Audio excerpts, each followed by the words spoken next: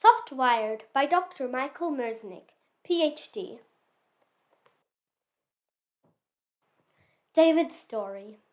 David never spoke back. Throughout his childhood, he had often seemed to understand what other people said to him and could usually follow simple verbal instructions. He just didn't talk. His worried parents did their best to help him. They took him to be probed and scanned and tested and examined innumerable times, in a great struggle to determine exactly why he was so profoundly nonverbal. His parents spent countless hours trying to help him say those first words. Alas, no professional was able to tell them what David's problem actually was, and all the teaching at home could not awaken his voice.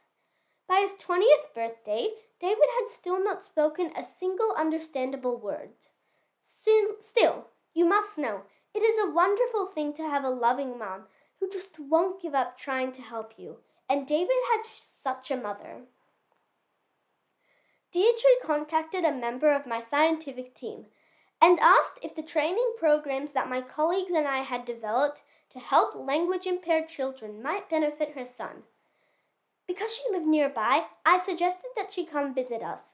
In that visit, my clinical colleagues quickly determined that David had a severe auditory processing disorder and appeared to be capable of using our training software. While David's hearing was normal, his brain only very crudely encoded word sounds. Our training programs had been specifically designed to help a child overcome exactly that class of deficits, although few children in our studies had been as severely impaired as David. At about 2 months into intensive listening training, something remarkable happened. David began to talk. After another month, he could hold a simple but cogent conversation with his mom and dad. David has been talking to his parents and everyone else who will listen ever since. Now, several years later, in the words of his mom, you wouldn't know there was ever anything wrong with David. He had residual problems because of all that time he spent in special ed classes, but he's doing very well, and having him talk is just a dream come true.